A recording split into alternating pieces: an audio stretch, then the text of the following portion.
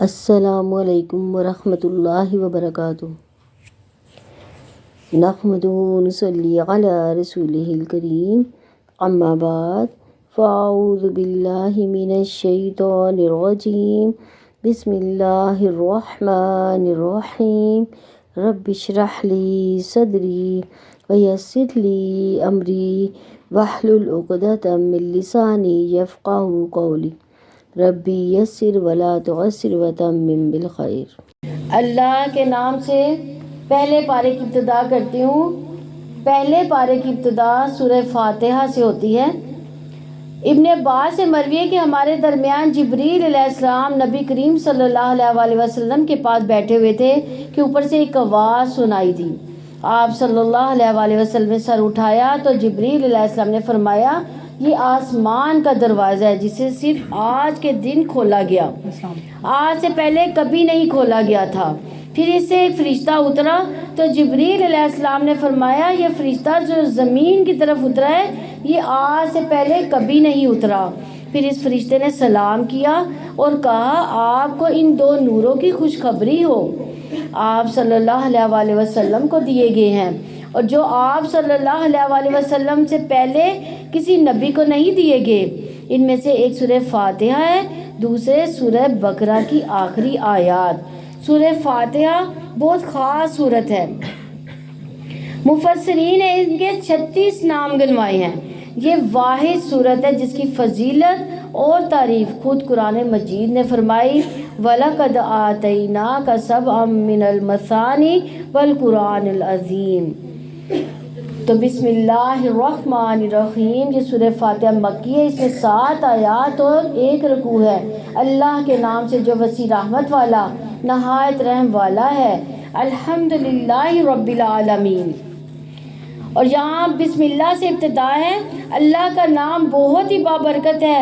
جب بسم اللہ کہہ دیا تو یہاں صرف اللہ ہی کا نام نہیں بلکہ اللہ کے جتنے بھی نام ہیں ان تمام ناموں کو ذہن میں رکھیے اور آپ اپنے کام کا آغاز کرتے ہیں۔ الرحمن جس کی رحمت بہت عام ہے، اس میں وسعت ہے رحمت میں، اور رحیم جو بار بار رحم کرنے والا ہے، اس میں مسلسل رحمت کا ذکر ہے۔ اللہ تعالیٰ اپنا تعارف اپنی رحمت کے ساتھ کروا رہے ہیں، 2 بار تسمیہ میں، 2 بار سورہ فاتحہ میں۔ قرآن پڑھنے سے پہلے کیا پڑھنا چاہیے؟ تعوذ پڑھنا چاہیے، اعوذ باللہ من الشیطان الرجیم، تاکہ اس قرآن کو سمجھنے کے لیے شیطان مردود سے اللہ کی پناہ میں آ جائے۔ تو الحمدللہ رب العالمین، سب تعریف اللہ تعالیٰ کے لیے ہے۔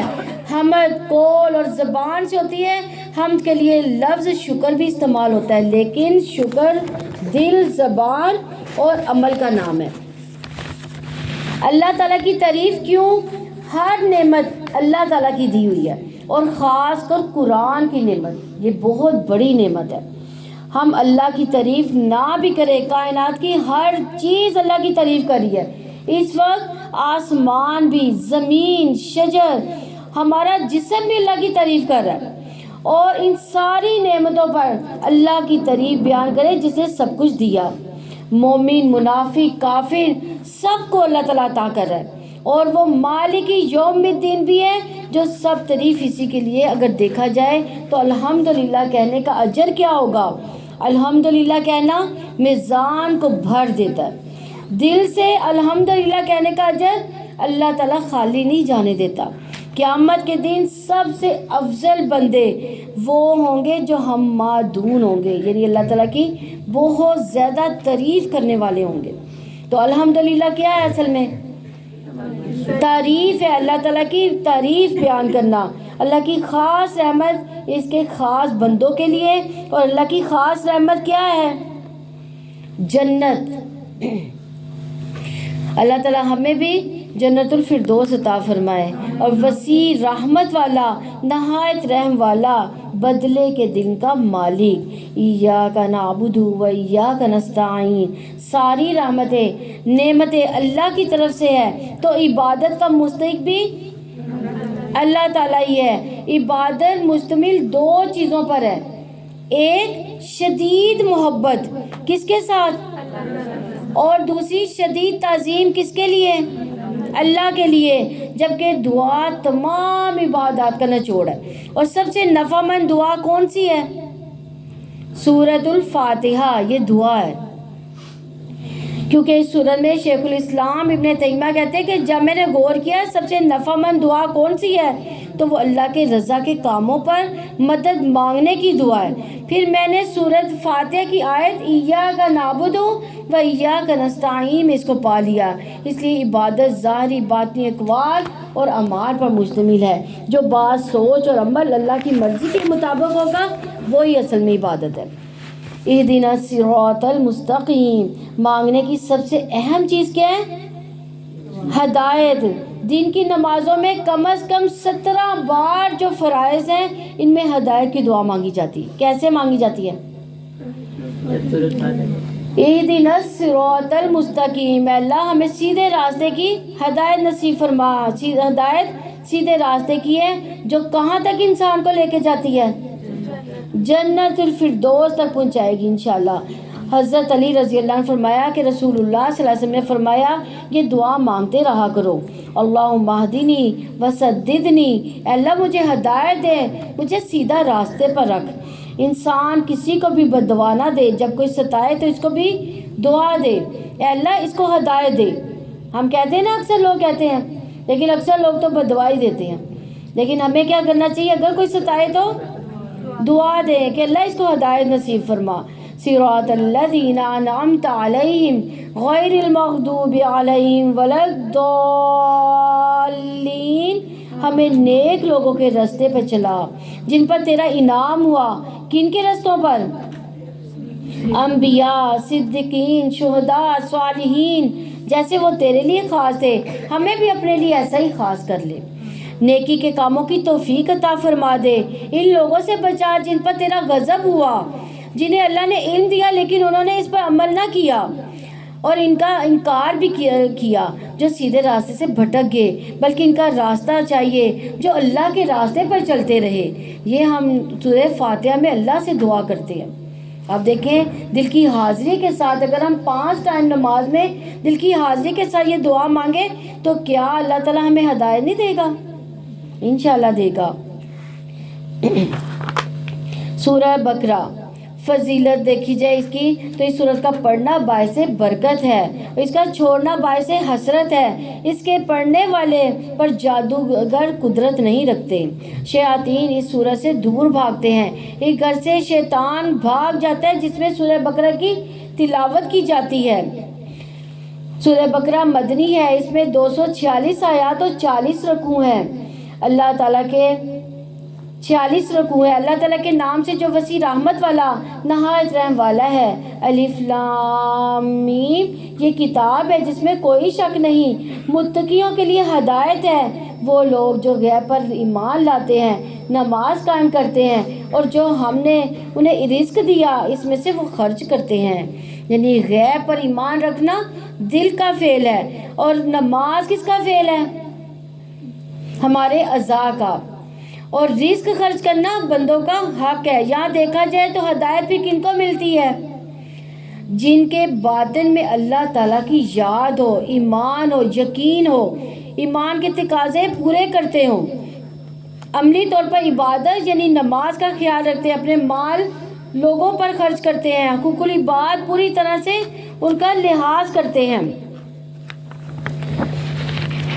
والذین یؤمنون بما انزل الیک وما انزل من قبلک وبالآخرۃ هم یوقنون، اور جو اس پر جو آپ پر نازل کیا گیا اور آخرت پر وہی یقین رکھتے ہیں۔ یعنی ہدایات کی شرائط میں سے ایک شرط کیا ہے کہ انسان اس چیز پر ایمان لائے جو محمد صلی اللہ علیہ وسلم پر اتارا گیا۔ کیا اتارا؟ قرآن پاک۔ آپ صلی اللہ علیہ وسلم پر نازل شدہ وحی ایک تو قرآن مجید کی شکل میں تھی، دوسرے حکمت اور سنت کی شکل جس کو حدیث کا نام بھی دیا گیا۔ اللہ تعالیٰ نے آپ پر کتاب و حکمت اتاری، آپ کو وہ سکھایا جسے آپ نہیں جانتے تھے۔ اللہ تعالیٰ کا آپ پر بھاری یہ فضل ہے، تو ثابت ہوا اس شخص پر اللہ کا فضل ہو جاتا ہے جس کو آپ صلی اللہ علیہ وسلم کی طرف سے آئی ہوئی وحی سے فیض اٹھانے کا موقع مل جائے۔ تو الحمدللہ ہمیں بھی اس وحی سے فائدہ اٹھانے کا آج موقع ملا ہے۔ یعنی آپ صلی اللہ علیہ وسلم کی تعلیمات سے فائدہ اٹھانا، اللہ کے فضل کو دعوت دینا ہے۔ حدیث بھی قرآن ہی کی طرح نازل ہوتی ہے۔ سورہ نجم میں 3-4 آیت میں فرمایا گیا وَمَا يَنطِقُ عَنِ الْهَوَىٰ، اور وہ اپنی خواہش سے کوئی بات نہیں کہتے، إِنْ هُوَ إِلَّا وَحْيٌ يُوحَىٰ، وہ تو وہی کرتے ہیں جو اتاری جاتی ہے۔ آپ صلی اللہ علیہ وسلم نے فرمایا تم ہرگز گمراہ نہیں ہوگے جب تک ان 2 چیزوں کو مضبوطی سے تھامے رکھو گے۔ ایک کون سی ہے؟ قرآن پاک، دوسری سنت یعنی حدیث۔ یقین سے مراد ایسا ایمان جس میں کوئی شک نہیں۔ یقین علم کا سب سے بلند ترین درجہ ہے۔ یقین ایک ایسی منزل ہے جس پر پہنچ کر وہ چیزیں نظر آنے لگتی ہے جو عام نگاہوں سے نظر نہیں آتی۔ اس لیے آخرت کے لیے لفظ ایمان نہیں بلکہ یقین آیا ہے۔ یقین ہوتا ہے تو انسان اپنے عمل کو اس کے مطابق ڈھال لیتا ہے۔ ابو بکر رضی اللہ عنہ نے لوگوں کو خطاب کرتے ہوئے فرمایا کہ رسول اللہ صلی اللہ علیہ وسلم نے فرمایا اے لوگوں، بے شک لوگوں کو یقین اور عافیت سے بڑھ کر کوئی نعمت نہیں دی گئی۔ تم اللہ سے ان دونوں چیزوں کا سوال کرتے رہو، اور وہ یہ ہے کہ اللہ ہے، محمد صلی اللہ علیہ وسلم اللہ کے رسول ہیں، یہ کتاب اللہ کی طرف سے آئی ہے، آخرت کے دن اللہ کے حضور حاضر ہونا ہے، جنت، جہنم، میزان پل صراط برحق ہے، اور جو ان سب چیزوں پر یقین رکھتا ہے وہ بہت بڑی نعمت پا جاتا ہے۔ اولئک علی ھدی من ربہم واولئک ھم المفلحون، یہی لوگ ہیں اپنے رب کی طرف سے ہدایت پر ہیں، اور یہی لوگ فلاح پانے والے ہیں جن کا باطن ظاہر ایک ہے، لوگوں کے ساتھ معاملات درست ہیں، وسعت قلبی پر مبنی ہے، اور جو نبی کی وحی پر ایمان اور آخرت پر یقین رکھتے ہیں یہی ہدایت پر ہیں۔ ہدایت کا معیار دکھا دیا گیا۔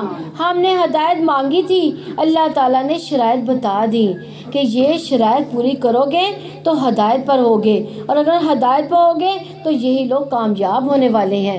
کامیابی کی کنجی دے دی گئی کہ اگر تم یہ کام کرو گے تو کامیاب ہو جاؤ گے۔ یقیناً جن لوگوں نے کفر کیا ان پر برابر ہے کہ آپ نے انہیں ڈرایا یا نہ ڈرایا ہو، وہ ایمان نہیں لائیں گے۔ یعنی جب مانا ہی نہیں تو انذار کیسا، ڈراوا کیسا۔ اللہ تعالیٰ نے ان کے دلوں اور ان کے کانوں پر مہر لگا دی، ان کی آنکھوں پر پردہ ہے، ان کے لیے بہت بڑا عذاب ہے۔ یعنی 2 وجوہات کی بنا پر مہر لگا دی گئی، کن کی وجہ سے؟ پہلا، حق کو جاننے کے بعد ان کا انکار ہی کر دیا۔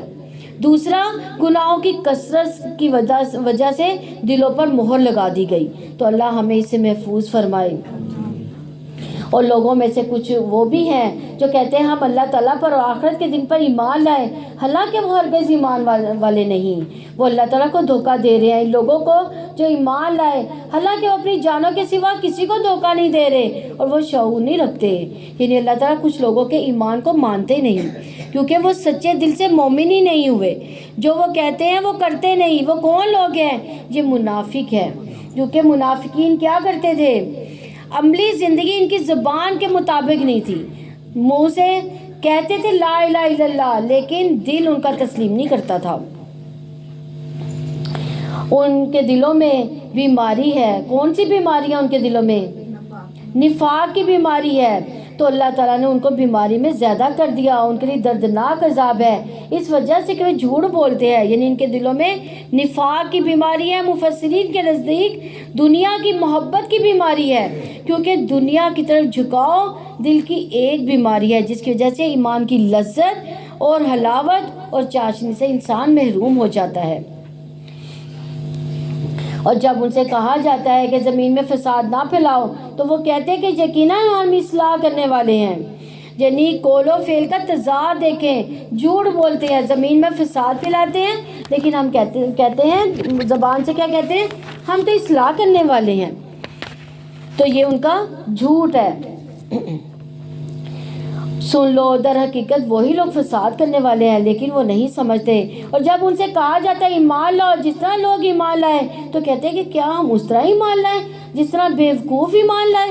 سن لو، بیوقوف تو در حقیقت وہی لوگ ہیں لیکن وہ جانتے نہیں۔ اور جب وہ ان لوگوں سے ملتے ہیں جو ایمان لائے تو کہتے ہیں ہم ایمان لائے، اور جب اپنے سرداروں کی طرف اکیلے ہوتے ہیں تو کہتے ہیں یقیناً ہم تمہارے ساتھ ہیں، ہم تو محض مذاق اڑانے والے ہیں۔ تو یہاں کس کا وہ مذاق اڑا رہے ہیں؟ اسلام کا مذاق اڑا رہے ہیں، صحابہ کرام کا مذاق اڑا رہے ہیں، ان پر عمل کرنے والا کا مذاق، اللہ کی طرف سے آئی ہوئی آیات کا مذاق اڑانے والے ہیں، اپنی عقل کو ان سے زیادہ سمجھتے ہیں۔ ایسے لوگ احمقوں کی جنت میں ہوں گے۔ وہ کیسے مسلمان ہیں جو اپنے دین کا مذاق اڑاتے ہیں؟ وہ منافقت کی علامت ہوتی ہے، کیونکہ کوئی شخص اپنے باپ کا مذاق نہیں اڑاتا۔ اللہ تعالیٰ ان سے مذاق کرتا ہے، ان کو ڈھیل دے رہا ہے، وہ اپنی سرکشی میں اندھے ہوتے چلے جا رہے ہیں۔ یہ اللہ تعالیٰ کا استہزاء کیا ہے کہ اللہ ان کے برے اعمال کو ان کے سامنے مزین کر رہا ہے۔ وہ سمجھتے ہیں کہ ہم بہت اچھے اعمال کر رہے ہیں، اپنی برائیوں کو خوبصورت سمجھتے ہیں۔ قیامت کے دن استہزاء یہ ہوگا کہ وہ اہل ایمان کے ساتھ کھڑے ہوں گے کہ یکا یک ان کی روشنی ختم ہو جائے گی، اور وہ دیکھا جائے تو امید کے بعد مایوسی کتنی بری چیز ہے جو ان کو میسر آئے گی۔ اولئک الذین اشتروا الضلالۃ بالہدی فما ربحت تجارتہم وما کانوا مہتدین۔ یہ وہ لوگ ہیں جنہوں نے ہدایت کے بدلے گمراہی خریدی ہے، تو نہ ان کی تجارت ان کے لیے نفع مند ہوئی اور نہ ہی وہ ہدایت پانے والے ہیں۔ ان کی مثال اس شخص کی مثال کی طرح ہے جس نے آگ بھڑکائی، تو جب اس نے اس کے ارد گرد کی چیزوں کو روشن کر دیا تو اللہ تعالیٰ ان کے نور کو ہی لے گیا، انہیں اندھیروں میں چھوڑ دیا کہ وہ نہیں دیکھتے۔ یعنی ان کے دل میں ابتدا میں نور آیا، مگر جب انہوں نے دیکھا کہ دین پر عمل کرنے سے تو دنیا کے کچھ نقصان کرنے پڑتے ہیں، تو انہوں نے دین کو ہی چھوڑ کر دنیا کا راستہ اختیار کر لیا۔ ان کا کفر غالب آ گیا، ان کے اندر کا نور بجھ گیا، یہ بھٹکتے پھرتے ہیں، ہدایت پانے والے نہیں۔ قلب کا نور اللہ کے ہاتھ میں ہے، اس لیے اس نور کے لیے دعا مانگنی چاہیے۔ اور اس نور کے لیے ہم کیا دعائیں مانگتے ہیں؟ ہاں، اللہم اجعل فی قلبی نورا، کہ اللہ تعالیٰ ہمارے دل کو نور سے منور کر دے، ہمیں نور عطا فرما دے۔ وہ بہرے ہیں، گونگے ہیں، اندھے ہیں، سو وہ نہیں پلٹتے، یعنی ہدایت کی کوئی بات انہیں سنائی ہی نہیں دیتی، جو کانوں کو ٹکرا کر واپس آ جاتی ہے، دل کے اندر جاتی ہی نہیں۔ حق بات کہہ نہیں پاتے، حق کو دیکھ نہیں پاتے، حق کی نشانیاں زمین اور آسمان کائن میں بکھری ہوئی ہیں لیکن وہ دیکھ نہیں پاتے۔ جہاں جیسے آسمان سے موسلا دھار بارش جس میں تاریکیاں ہیں، گرج ہے، چمک ہے، وہ موت کے ڈر سے کڑکنے والی بجلیوں سے اپنی انگلیاں اپنے کانوں میں ڈالتے ہیں، اور اللہ تعالیٰ کافروں کو گھیرنے والا ہے۔ یعنی انسان سوچے اللہ سے بھاگ کر وہ کہاں جا سکتا ہے؟ جب موت کا فرشتہ آئے گا تو پکڑ کر گرفتار کر کے اس کو واپس لے جائے گا۔ ایک اللہ کے سامنے حاضر ہونا ہوگا، اس سے پہلے کہ وقت آئے اس کی تیاری کر لینا لازم ہے۔ قریب ہے کہ بجلی ان کی آنکھیں اچک لے، جب کبھی اس کے لیے روشنی کرتی ہے تو وہ اس میں چل پڑتے ہیں، اور جب اس کے لیے اندھیرا ہوتا ہے تو وہ کھڑے کے کھڑے ہی رہ جاتے ہیں۔ اور اگر اللہ تعالیٰ چاہتا تو ضرور ان کی سماعت، ان کی بصارت کو لے جاتا۔ یقیناً اللہ تعالیٰ ہر چیز پر پوری قدرت رکھنے والا ہے۔ یعنی اس آیت میں عملی منافقت کی مثال دی گئی ہے۔ آسان حکم پر دین کی طرف آتے ہیں، مشکل وقت میں دین سے پھر جاتے ہیں، لیکن اللہ تعالیٰ نے ان سے ہدایت کی مکمل صلاحیت ہی چھین لی، کیونکہ ہر شخص کہیں نہ کہیں قول و فعل میں تضاد رکھتا ہے۔ حدیث میں ہے، عمر رضی اللہ نے حذیفہ رضی اللہ عنہ سے پوچھا کہ جن منافقین کے نام انہیں رسول اللہ صلی اللہ علیہ وسلم نے بتائے تھے ان میں کہیں عمر کا نام تو نہیں؟ کتنی ان کو فکر تھی کہ کہیں ہم تو منافق نہیں۔ اسی طرح حضرت حنظلہ نے کہا کہ نافق حنظلہ، کہ حنظلہ منافق ہو گیا، یعنی وہ اپنے پر منافقت کا خوف رکھتے تھے۔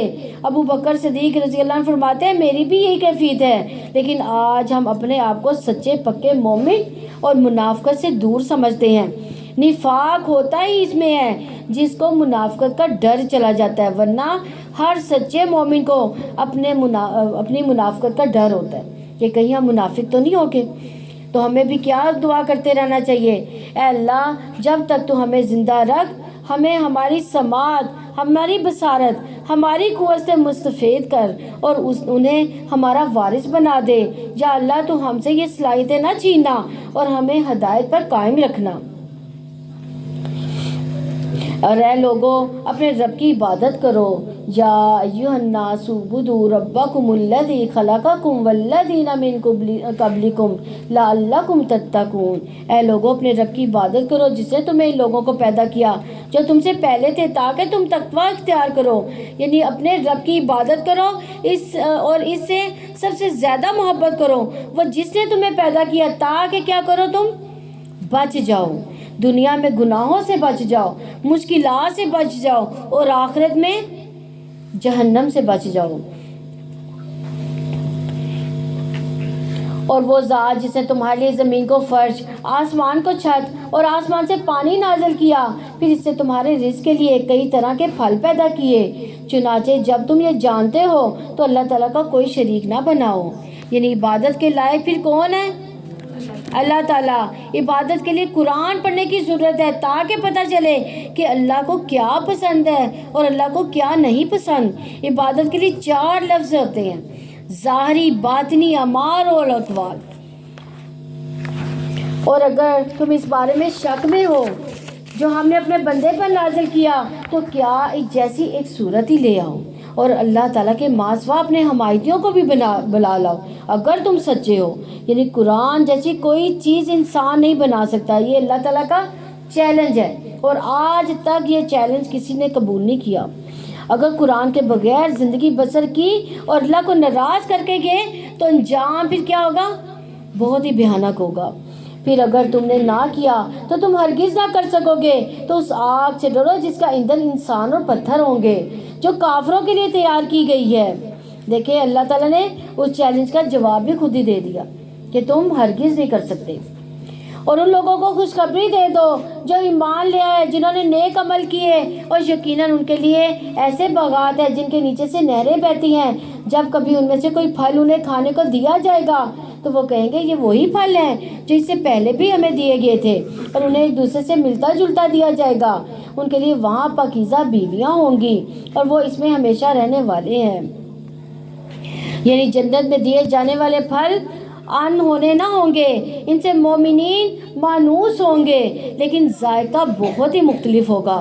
وہاں ان کے لیے ظاہری اور باطنی طور پر پاکیزہ بیویاں ہوں گی اور ہمیشہ کی زندگی اس کے لیے تیار ہوگی۔ اس جنت کے لیے کیا شرط ہے؟ ایمان کے بعد عمل صالح۔ عمل صالح میں 4 چیزیں آتی ہیں: علم، اچھی نیت، صبر اور اخلاص۔ یقیناً اللہ تعالیٰ اس سے نہیں شرماتا کہ وہ مچھر یا اس سے بھی اوپر کسی چیز کی مثال بیان کرے، پر جو لوگ ایمان لائے تو وہ جانتے کہ یقیناً ان کے رب کی طرف سے حق ہے۔ لیکن جن لوگوں نے کفر کیا تو وہ کہتے ہیں کہ اس مثال سے اللہ تعالیٰ نے کیا ارادہ کیا۔ اللہ سبحانہ و تعالیٰ اس کے ذریعے بہت سو کو گمراہ کرتا ہے، بہت سو کو ہدایت دیتا ہے، اور وہ اس کے ساتھ فاسقوں کے سوا کسی کو گمراہ نہیں کرتا۔ یعنی اللہ تعالیٰ بندوں سے ایسی زبان میں بات کرتا ہے جو سمجھ میں آنے والی ہے۔ ایمان والی چھوٹی سے چھوٹی مثال پر بھی خوش ہوتے ہیں ایمان والے کہ یہ ہمارے رب کی طرف سے مثال دی گئی ہے۔ بندوں کے گمراہ ہونے میں ان کا اپنا قصور ہوتا ہے۔ جو رب کے حکم کے سامنے سر تسلیم خم کرتا ہے اللہ اسے ہدایت کی توفیق دیتا ہے۔ اس کے برعکس فاسقوں کو ہدایت کی توفیق نہیں ملتی، وہ اللہ کی حدوں کو توڑتے ہی رہتے ہیں۔ وہ جو اللہ تعالیٰ کے عہد کو پختہ کرنے کے بعد توڑ دیتے ہیں اور وہ اسے کاٹ دیتے ہیں جس کے بارے میں اللہ تعالیٰ نے حکم دیا کہ اسے ملایا جائے، وہ زمین میں فساد کرتے ہیں، یہی لوگ خسارہ اٹھانے والے ہیں۔ یعنی اس آیت میں فاسقین کی بات کی گئی ہے جو اللہ کے عہد کو توڑتے ہیں، لا الہ الا اللہ کا پاس ہی نہیں رکھتے، اللہ کی قسم کھا کر بندوں کے ساتھ کیے گئے عہد کو توڑ دیتے ہیں، قطع رحمی کرتے ہیں، جس کے بارے میں فرمایا گیا اس قوم پر اللہ تعالیٰ کی رحمت نہیں ہوتی جو قطع رحمی کرنے والے۔ قطع رحمی کیا ہوتی ہے؟ یعنی رشتہ داروں سے تعلقات خراب کرنے، ان سے توڑ دینا، ان کو ملنا ہی نہ، تو یہ رشتہ داریاں توڑنا قطع رحمی ہے۔ تو صلہ رحمی کیا ہے؟ رشتہ داروں کے ساتھ اچھا سلوک کرنا، اس کے فائدے، رشتہ داروں سے اچھے سلوک کرنے کے فائدے بھی ملیں گے، وہ یہ کہ رزق میں برکت ہوگی اور عمر میں برکت ہوگی۔ حسن سلوک یہ ہے کہ ہر حال میں اچھا کرنا، ایسے کرنے والے کا اچھا عمل لوگوں کے رویے کے تابع نہیں ہوتا کہ لوگ اچھے تو وہ اچھا، لوگ برے تو وہ برا، کیونکہ یہ بھی منافقت کی علامت ہوتی ہے۔ مومن بد اخلاق نہیں ہوتا۔ تم کیسے اللہ تعالیٰ کے ساتھ کفر کرتے ہو، حالانکہ تم بے جان تھے تو اس نے تمہیں زندگی عطا کی، پھر وہ تمہیں موت دے گا، پھر وہ تمہیں زندگی عطا کرے گا، پھر اسی کی طرف تم لوٹائے جاؤ گے۔ وہی ہے جس نے تمہارے لیے وہ سب کچھ پیدا کیا جو زمین میں ہے، پھر اس نے آسمان کی طرف توجہ فرمائی، بس اس نے ان کو درست کر کے 7 آسمان بنا دیے، اور وہ ہر چیز کو خوب جاننے والا ہے۔ وَإِذْ قَالَ رَبُّكَ لِلْمَلَائِكَةِ إِنِّي جَاعِلٌ فِي الْأَرْضِ خَلِيفَةً قَالُوا أَتَجْعَلُ فِيهَا مَن يُفْسِدُ فِيهَا وَيَسْفِكُ الدِّمَاءَ وَنَحْنُ نُسَبِّحُ بِحَمْدِكَ وَنُقَدِّسُ لَكَ قَالَ إِنِّي أَعْلَمُ مَا لَا تَعْلَمُونَ۔ اور جب تیرے رب نے فرشتوں سے کہا یقیناً میں زمین میں ایک جانشین بنانے والا ہوں، انہوں نے کہا کیا تو زمین میں اس کو بنائے گا جو اس میں فساد کرے گا، خون بہائے گا؟ ہم آپ کی تعریف کے ساتھ آپ کا ہر عیب سے پاک ہونا بیان کرتے ہیں، آپ کے لیے پاکیزگی بیان کرتے ہیں۔ اللہ تعالیٰ نے فرمایا بے شک میں وہ جانتا ہوں جو تم نہیں جانتے۔ اور اللہ تعالیٰ نے آدم کو سارے کے سارے نام سکھا دیے، پھر انہیں فرشتوں کے سامنے پیش کیا اور فرمایا اگر تم سچے ہو تو مجھے ان چیزوں کے نام بتاؤ۔ یعنی اللہ تعالیٰ کا فضل و کرم ہے کہ اسے انسان کو علم کے ساتھ شرف بخشا۔ یعنی سب سے پہلے انسان کو جو عطا کی گئی چیز وہ کیا تھی؟ علم تھا۔ رزق نہیں پہلے دیا گیا، یعنی کھانے پینے کی چیزیں نہیں دی گئی بلکہ نفع مند علم دیا گیا۔ انہوں نے کہا آپ پاک ہیں، جو کچھ آپ نے ہمیں سکھایا اس کے سوا ہمیں کچھ علم نہیں۔ یہ کون کہہ رہا ہے؟ فرشتے کہہ رہے ہیں یقیناً آپ ہی سب کچھ جاننے والے کمال حکمت والے ہیں۔ اللہ تعالیٰ نے فرمایا اے آدم انہیں ان کے نام بتا دو۔ تو جب اس نے انہیں ان کے نام بتا دیے تو اللہ تعالیٰ نے فرمایا کیا میں نے تم سے کہا نہ تھا کہ بے شک میں آسمانوں اور زمین کے غیب جانتا ہوں، اور میں جانتا ہوں جو تم ظاہر کرتے ہو اور جو تم چھپاتے ہو۔ اور جب ہم نے فرشتوں سے کہا کہ آدم کو سجدہ کرو تو انہوں نے سجدہ کیا، مگر کس نے؟ ابلیس نے انکار کیا۔ کیوں؟ تکبر کیا اور وہ کافروں میں سے ہو گیا۔ تکبر کی وجہ سے اس نے سجدہ نہیں کیا۔ اور ہم نے کہا آدم تم اور تمہاری بیوی دونوں جنت میں رہو، جہاں سے چاہو دونوں کھاؤ پیو، اس درخت کے قریب نہ جانا، اور ورنہ تم دونوں ظالموں میں سے ہو جاؤ گے۔ تو شیطان نے ان دونوں کو اسے پھسلا دیا، چنانچہ اس نے ان دونوں کو اس جگہ سے ہی نکلوا دیا جس میں وہ تھے، اور ہم نے حکم دیا تم سب یہاں سے اتر جاؤ، تم ایک دوسرے کے دشمن ہو، تمہارے لیے زمین میں ایک وقت تک ٹھہرنا اور فائدہ اٹھانا ہے۔ یعنی اللہ تعالیٰ نے انسان کو زمین کے لیے پیدا کیا تھا، جنت میں تو صرف امتحان کے لیے رکھا گیا تھا، اور یہ بتانے کے لیے کہ اگر اللہ کی نافرمانی کرو گے تو جنت سے نکل جاؤ گے۔ پھر آدم نے اپنے رب سے چند کلمات سیکھ لیے تو اللہ تعالیٰ نے اسے توبہ قبول کر لی۔ یقیناً وہی بے حد توبہ قبول کرنے والا نہایت رحم والا ہے۔ یعنی یہ اللہ کی شان ہے کہ اللہ توبہ کی توفیق بھی دیتا ہے، پھر اسے قبول بھی کرتا ہے، پھر اس پر اجر بھی دیتا ہے، اور بندے سے وہ خوش بھی ہوتا ہے۔ ہم اللہ سبحانہ و تعالیٰ سے اپنے سب گناہوں کی توبہ کرتے ہیں۔ بہترین خطا کار توبہ کرنے والے ہیں۔ جو توبہ کرتا ہے اللہ اس کی توبہ قبول کرتا ہے۔ ہم نے کہا تم سب یہاں سے اتر جاؤ۔ کس نے کہا؟ اللہ تعالیٰ نے سب کو اتار دیا، اب چونکہ گناہ ہو چکا تھا۔ پھر اگر میری طرف سے تمہارے پاس واقعی کوئی ہدایت آئے تو جو میری ہدایت کی پیروی کرے گا تو اس کے لیے نہ کوئی خوف ہوگا نہ ہی وہ غمگین ہوں گے۔ یعنی ہدایت کی پیروی کے کیا پھر فائدے ہوں گے؟ دنیا اور آخرت میں خوف اور تنگی سے محفوظ رہے گا۔ اور جن لوگوں نے کفر کیا، ہماری آیات کو جھٹلایا، وہی لوگ آگ والے ہیں، وہ اس میں ہمیشہ رہنے والے ہیں۔ اے بنی اسرائیل یاد کرو میری اس نعمت کو جو میں نے تمہیں عطا کی تھی، اور تم میرے عہد کو پورا کرو، میں تمہارے عہد کو پورا کروں گا، اور صرف مجھے ہی سے تم ڈرتے رہو۔ کیا بنی اسرائیل کی نعمت تھی؟ ان کو کیا نعمت عطا فرمائی گئی تھی؟ اللہ تعالیٰ نے بنی اسرائیل کی طرف بہت سی انبیاء بھیجے، بہت سی کتابیں آسمانی صحیفے بھیجے گئے، یہی ان کی جو تھی نعمت تھی ان کی۔ تو اللہ کا عہد ہے کہ اگر تم عمل کرو گے تو تم جنت میں داخل ہو جاؤ گے اور دنیا میں بھی عزت پاؤ گے۔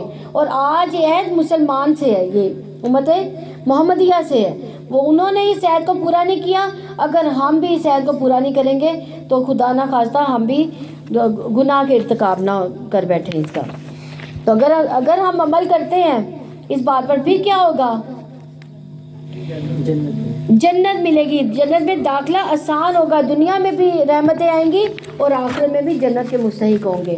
اور جو میں نے نازل کیا اس پر ایمان لاؤ، اس کی تصدیق کرنے والا ہے جو تمہارے پاس ہے، اور تم سب سے پہلے اس کے ساتھ کفر کرنے والے نہ بنو۔ میری آیات کے بدلے تھوڑی قیمت نہ خریدو اور صرف مجھے ہی سے ڈرو، بس تم ڈرتے رہو۔ یعنی دنیا کے فائدوں کی خاطر اپنا دین نہ بھیجو، بلکہ حق کو واضح رکھو، اور تم حق کو باطل کے ساتھ نہ ملاؤ اور نہ ہی حق کو چھپاؤ، حالانکہ تم جانتے ہو۔ نماز قائم کرو، زکوٰۃ ادا کرو، رکوع کرنے والوں کے ساتھ رکوع کرو۔ یعنی سب سے اہم ترین عبادت جس کا بار بار ذکر آئے گا، کیا چیز ہے؟ نماز۔ نماز کسی بھی حالت میں معاف نہیں ہے۔ اور دوزخیوں سے جب پوچھا جائے گا کہ جنتی جب دوزخیوں سے پوچھیں گے کس وجہ سے تم دوزخ میں آ گئے، تو وہ کیا کہیں گے؟ ہم نماز نہیں پڑھتے تھے۔ یعنی نماز چھوڑنا اتنا بڑا گناہ ہے۔ کیا تم لوگوں کو نیکی کا حکم دیتے ہو، اپنے آپ کو بھول جاتے ہو، حالانکہ تم کتاب کی تلاوت کرتے ہو؟ تو کیا تم نہیں سمجھتے؟ اور صبر اور نماز کے ذریعے سے مدد مانگو، اور بلا شبہ وہ نماز یقیناً بہت بڑی ہے مگر عاجزی کرنے والوں پر۔ یعنی نماز ایک معیار ہے یہ دیکھنے کا کہ ہمارے اندر ایمان کتنا ہے، ہم کس درجے کے متقی ہیں۔ ہمیں دیکھنا یہ چاہیے کہ جب اذان ہوتی ہے تو ہمارا دل کیا کرتا ہے؟ نماز پڑھنے کو دل کرتا ہے، یا ہم سوچتے ہیں نہیں یہ والا کام کر لیں تو پھر وہ نماز پڑھ لیں گے؟ ہم نے پھر اہمیت کس کو دی؟ اس کام کو۔ نماز کا وقت آتا ہے تو کیفیت کیا ہوتی ہے؟ مصلی اور نماز کی طرف کس شوق سے ہم جاتے ہیں، اور اس جگہ کیا سمجھتے ہیں؟ کیا یہ کوئی باغ ہے یا قید خانہ نماز کی جان نماز جو ہے؟ حالانکہ فرمایا گیا صبر اور نماز سے زندگی آسان ہوتی ہے۔ یہ کون سی والی نماز کی بات کی گئی یہاں پہ؟ نفل نماز کی۔ اگر آپ پر کوئی بھی مصیبت ہے، کوئی پریشانی، آپ نفل پڑھیں اللہ تعالیٰ سے، اس مصیبت پر صبر کریں اور ساتھ میں نفل پڑھ کے اللہ تعالیٰ سے دعا کریں، تو یہ ہو نہیں سکتا کہ اللہ تعالیٰ وہ مصیبت، وہ مشکل آپ پر آسان نہ کر دے۔ حضرت سارہ نے ظالم بادشاہ سے بچنے کے لیے کیا کیا تھا؟ نفل پڑھے تھے۔ حضرت ابراہیم علیہ السلام نے اپنی بیوی کے لیے کیا کیا تھا؟ نفل پڑھے تھے کہ وہ ظالم بادشاہ سے بچ جائیں، تو اللہ تعالیٰ نے اس نفل کی برکت ایسی رکھی کہ وہ ظالم بادشاہ سے بچ گئی۔ تو اس سے پتہ چلتا ہے کہ نماز سے اللہ کی رحمت بھی ہوتی ہے اور اللہ کی حفاظت بھی ملتی ہے۔ جو یقین رکھتے ہیں کہ بلا شبہ وہ اپنے رب کی ملاقات کرنے والے ہیں اور یقیناً وہ اسی کی طرف لوٹنے والے ہیں، اے بنی اسرائیل یاد کرو میری نعمت کو جو میں نے تمہیں عطا کی تھی، اور یقیناً میں نے تمہیں جہانوں پر فضیلت عطا کی تھی، اور ڈرو اس دن سے جب کوئی جان کسی جان کے کچھ بھی کام نہ آئے گی، اور نہ اس سے کوئی سفارش قبول کی جائے گی، اور نہ اس سے کوئی فدیہ لیا جائے گا، اور نہ اس کی مدد کی جائے گی۔ اور اس وقت کو یاد کرو جب ہم نے تمہیں آل فرعون سے نجات دی، وہ تمہیں برے عذاب سے مبتلا کرتا تھا، تمہارے بیٹوں کو بری طرح ذبح کرتا تھا، تمہاری عورتوں کو زندہ چھوڑ دیتا تھا۔ تمہارے لیے اس میں تمہارے رب کی طرف سے بہت بڑی آزمائش تھی۔ اور اس وقت کو یاد کرو جب تمہاری وجہ سے ہم نے سمندر کو پھاڑ دیا، پھر ہم نے تمہیں نجات دی اور ہم نے آل فرعون کو غرق کر دیا، اور تم دیکھ رہے تھے۔ کون دیکھ رہا تھا؟ یعنی جو موسیٰ علیہ السلام کے ساتھ جو جماعت تھی وہ سمندر سے گزر گئی، اور جو فرعون تھا وہ ڈوب رہا تھا، اور جو بنی اسرائیلی تھے وہ اس کو دیکھ رہے تھے۔ اور اس وقت کو یاد کرو جب نے موسیٰ سے 40 راتوں کی میعاد مقرر کی، پھر اس کے بعد ہم نے بچڑے کو پکڑ لیا اور تم ظلم کرنے والے تھے، پھر اس کے بعد ہم نے تمہیں معاف کر دیا تاکہ تم شکر کرو۔ اور واقعہ یاد کرو جب ہم نے موسیٰ کو کتاب اور فرق کرنے والی چیز فرقان عطا کی تاکہ تم ہدایت حاصل کرو۔ اور اس وقت کو یاد کرو جب موسیٰ نے اپنی قوم سے کہا اے میری قوم یقیناً تم نے بچڑوں کو پکڑنے کی وجہ سے اپنی جانوں پر ظلم کیا، لہٰذا تم اپنے پیدا کرنے والے کی طرف توبہ کرو اور اپنے آپ کو قتل کرو، یہی تمہارے پیدا کرنے والے کے نزدیک تمہارے لیے بہتر ہے۔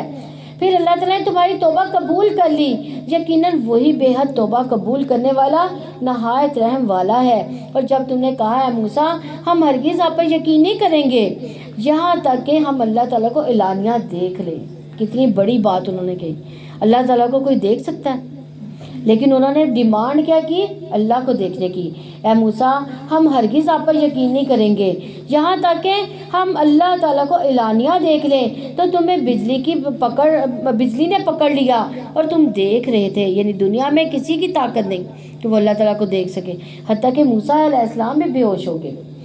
پھر ہم نے تمہاری موت کے بعد تمہیں اٹھایا تاکہ شکر کرو، اور ہم نے تم پر بادل کا سایہ کیا اور تم پر من و سلوہ نازل کیا، کھاؤ پاک چیزوں میں سے جو ہم نے تمہیں رزق دیا، اور انہوں نے ہم پر ظلم نہیں کیا بلکہ وہ اپنی جانوں پر ظلم کرتے تھے۔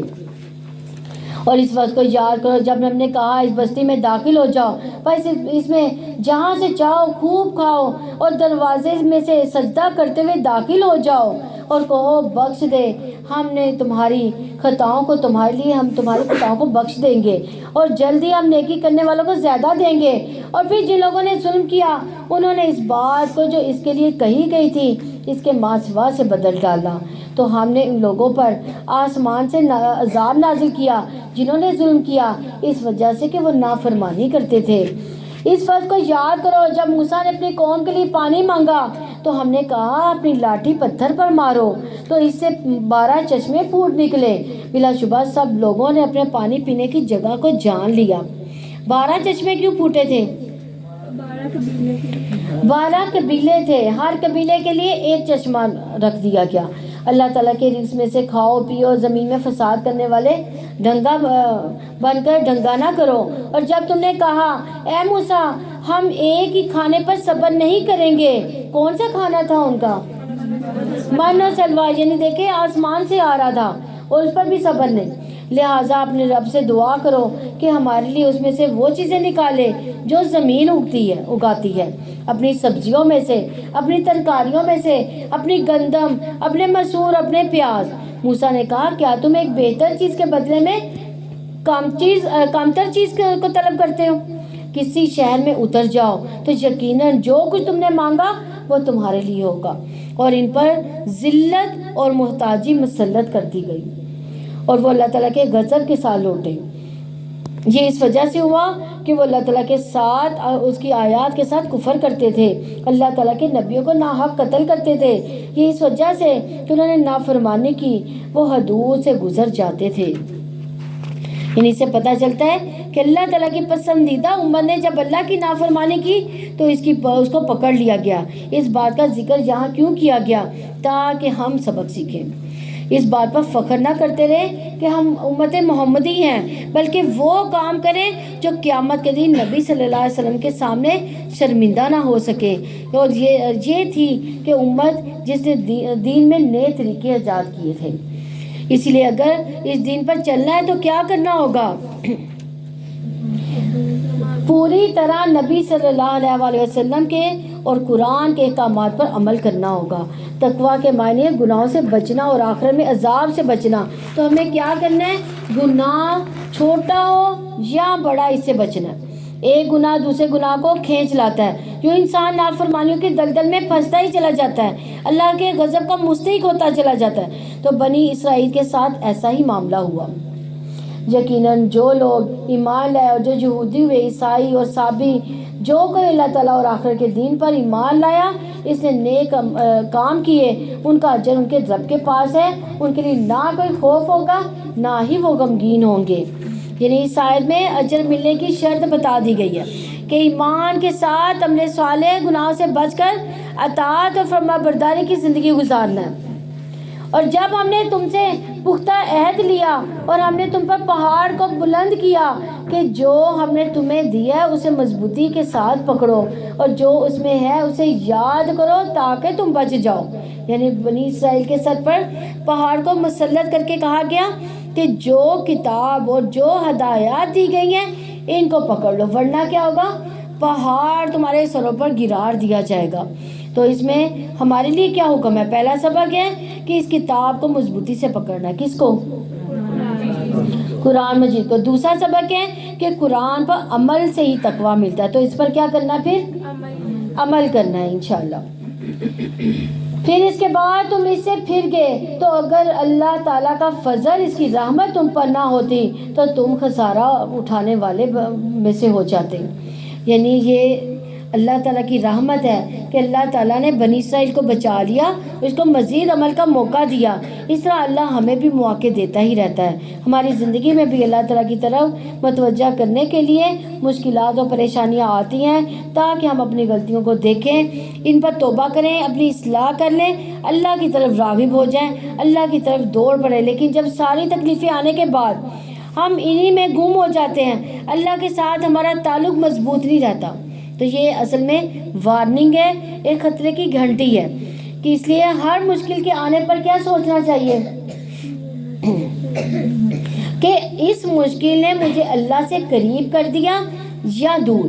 خوش قسمت وہ ہے وہ جس تکلیف کے آنے پر اس کے ذریعے وہ اللہ کے اور قریب ہو جاتا ہے۔ اور یہی معیار ہونا چاہیے کہ جب کوئی مشکل پیش آئی تو اس کو کیا ہونا چاہیے، اس کو اللہ کا فیصلہ سمجھ کر قبول کر لینا چاہیے۔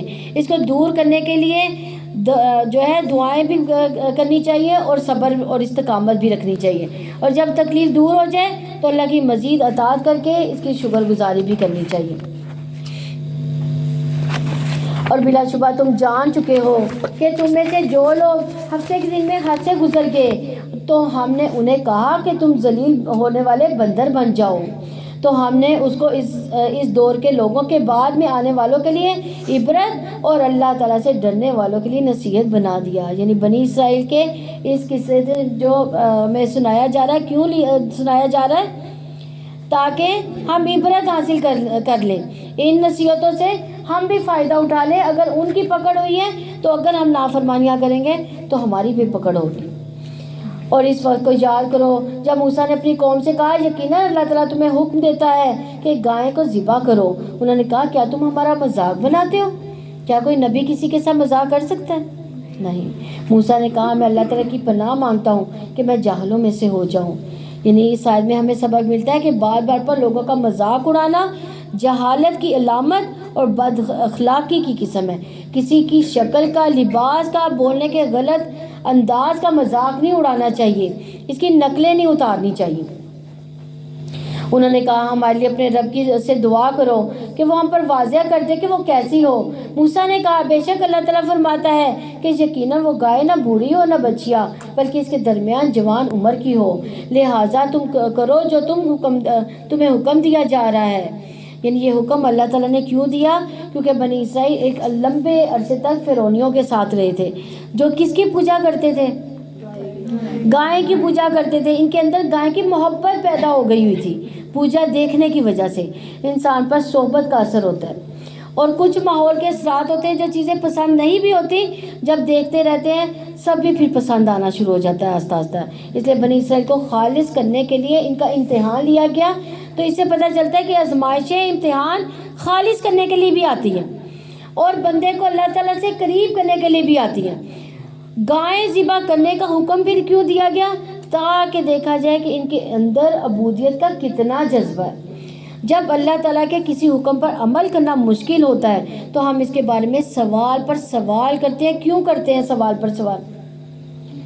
شاید کہ حکم ٹل جائے، لیکن اللہ تعالیٰ کا حکم ہے، اللہ تعالیٰ تو اپنا حکم ٹال ہی نہیں سکتے، جو حکم آ گیا وہ ہو کرے گا۔ انہوں نے کہا ہمارے لیے اپنے رب سے دعا کرو کہ وہ ہمارے لیے واضح کر دے کہ اس کا رنگ کیسا ہو۔ موسیٰ نے کہا بے شک اللہ تعالیٰ فرماتا ہے کہ یقیناً وہ زرد رنگ کی ہو، اس کا رنگ چمکنے والا ہو، دیکھنے والوں کو خوش کرتی ہو۔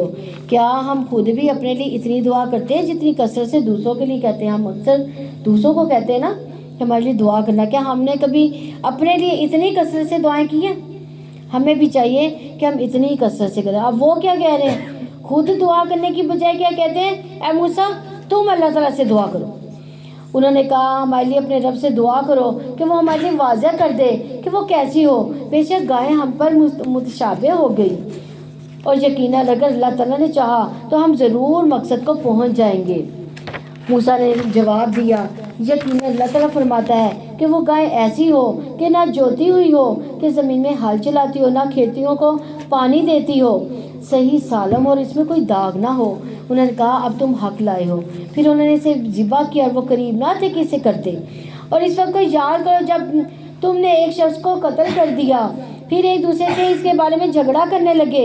اللہ تعالیٰ کو اس کو نکالنے والا ہے جو تم چھپاتے تھے۔ چنانچہ ہم نے حکم دیا کہ اس لاش کو اس گائے کا کوئی ٹکڑا مارو۔ اس طرح اللہ تعالیٰ مردوں کو زندہ کرتا ہے اور تمہیں اپنی نشانیاں دکھاتا ہے تاکہ تم سمجھو۔ یعنی موسیٰ علیہ السلام نے تو پہلے ہی حق بیان کر دیا تھا، مگر اپنی حجت بازیوں کے بعد جو بنی اسرائیل کو حق لگا وہ مان لیا۔ تو اس سے ثابت ہوتا ہے کہ انہوں نے کثرت سوال سے اپنے لیے کام کو مشکل بنا لیا۔ جب انہوں نے اپنے پر سختی کی تو اللہ تعالیٰ نے ان کی سختی کو مزید شرائط میں ڈال دیا اور مزید سختی کر دی۔ اور دوسری بات ہے کہ وہ گائیں اس لیے ذبح نہ کرنا چاہتے تھے کہ وہ سمجھتے تھے کہ گائیں ذبح کرنے سے کوئی مشکل آ جائے گی، کوئی آفت آ جائے گی، جبکہ گائے کا ذبح کیا جانا ان کے لیے باعث رحمت ہو گیا کہ اس سے ایک قاتل کا پتہ چل گیا۔ تو اس سے پتہ چلا اور انسان تہمات سے نکلے تو اللہ تعالیٰ کے احکامات پر جب خوشی سے عمل کرتا ہے تو اللہ تعالیٰ بھی اس کو دوسرے نقصان سے بچا لیتا ہے۔ پھر اس کے بعد تمہارے دل سخت ہو گئے تو وہ پتھروں کی طرح یا اس سے بڑھ کر ہو گئے، اور بے شک پتھروں میں سے یقیناً کچھ وہ ہیں جن سے نہریں پھوٹتی ہیں، اور بے شک ان میں یقیناً وہ بھی ہیں جو پھٹ جاتا ہے تو اس میں سے پانی نکل آتا ہے، اور بے شک ان میں سے جو یقیناً اللہ تعالیٰ کے خوف سے گر پڑتا ہے، اور اللہ تعالیٰ اسے ہرگز بے خبر نہیں جو تم عمل کرتے ہو۔ تو اس آیت میں 3 طرح کے پتھروں کی بات ہوئی ہے جو 3 طرح کے انسانوں کو ظاہر کرتے ہیں۔ پہلی قسم کا پتھر کیا ہے؟ جس سے نہریں پھوٹتی ہیں۔ اسی طرح بعض لوگوں میں خیر اور نیکیاں جمع ہوتی رہتی ہے، وہ علم حاصل کرتے ہی رہتے ہیں، دین سے محبت آتی رہتی ہے، حتیٰ کہ آخر کا ان سے خیر کے چشمے پھوٹ نکلتے ہیں۔ کچھ پتھر پانی جذب کرتے رہتے ہیں، ان کے اندر پانی چلا جاتا ہے، جب ان کو کوئی چوٹ لگتی ہے، زلزلہ آتا ہے تو ان کے اندر شگاف پڑ جاتا ہے اور ان میں سے پانی جو ہے نا پھوٹ کر نکل آتا ہے، یعنی چشموں کی شکل میں۔ اسی طرح کچھ لوگوں ان کی مثال ایسے لوگوں کی ہے جس کے اندر خیر جذب ہوتی رہتی ہے لیکن وہ جلدی باہر نہیں آتی۔ جب ان کی زندگی میں کوئی حادثہ آتا ہے، کوئی چوٹ لگتی ہے تو ان کے اندر سے بھی وہ خیر نکلتی ہے۔ تیسری قسم کے پتھر وہ ہے کہ جو زلزلہ وغیرہ آتا ہے یا پتھروں سے پتھر جو ہے لڑک کر آتے رہتے ہیں تو وہ اللہ کی خشیت کے ساتھ لڑکتے رہتے ہیں، بظاہر اسباب کے ساتھ لڑک رہے ہوتے ہیں لیکن ان کے اندر بھی اللہ کی خشیت ہے۔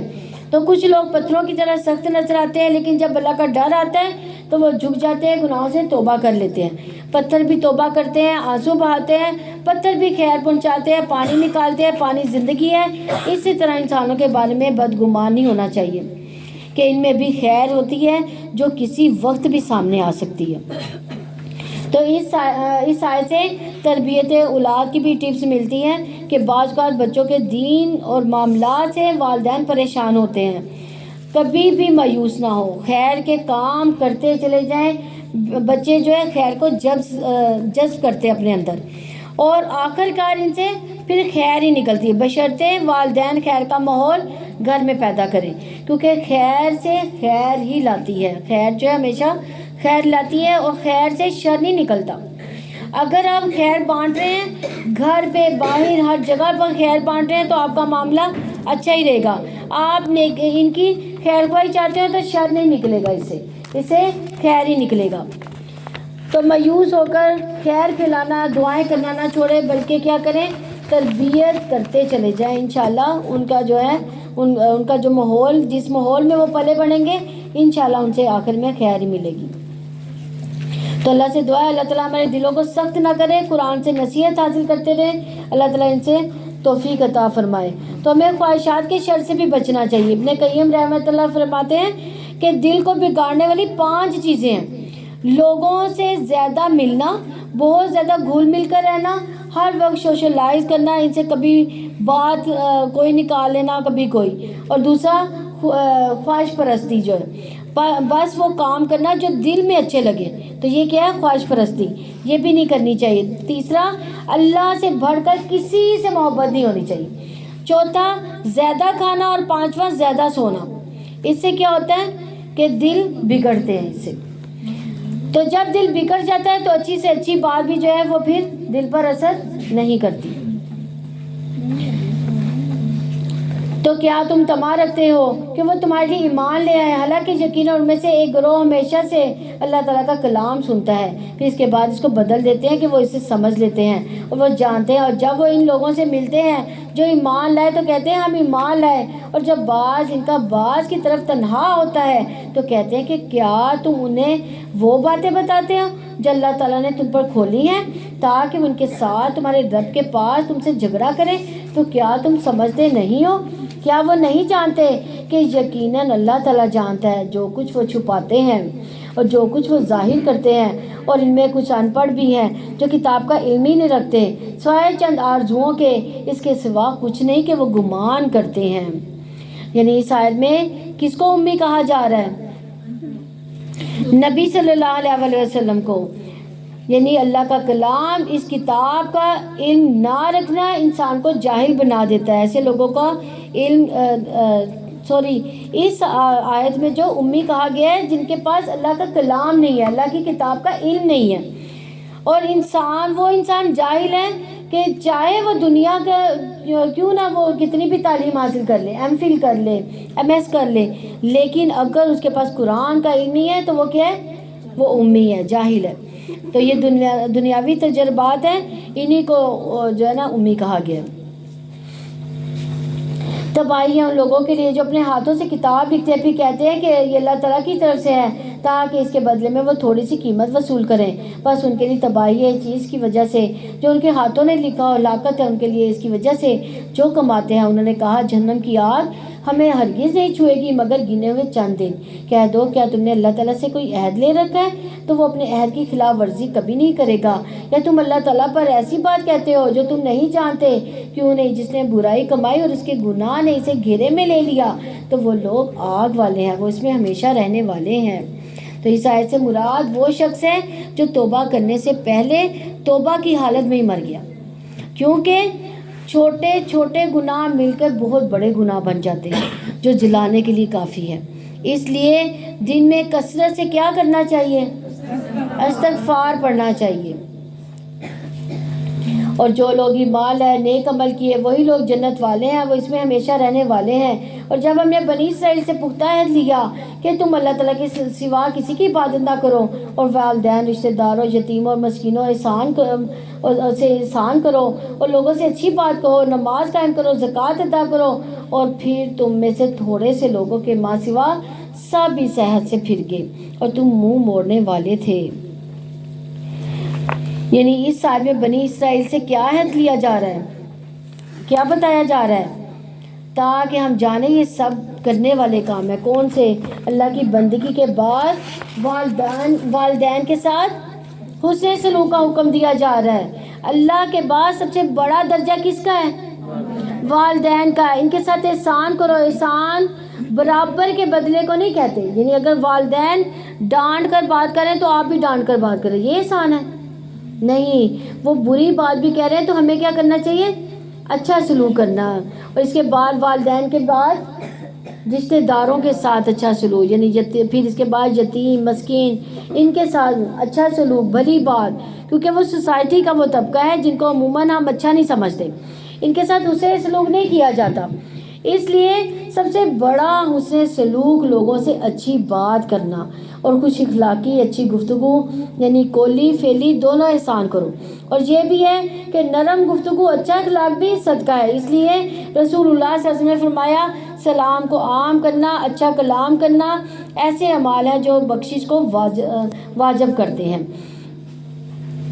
اچھا اخلاق یہ ہے کہ کسی کی بات سن لی، اچھے طریقے سے جواب دے دینا، بغیر طنز کے، بغیر تانے، بغیر قصور جتلائے، بغیر چیخے چلائے، بات بھی سچی اور عمدہ ہو۔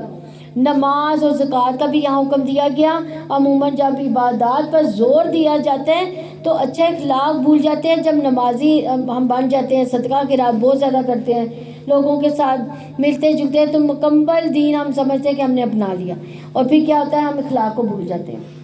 تو یہاں پہ یاد دہانی کرائی جا رہی ہے کہ اخلاق بھی نہیں بھولنا.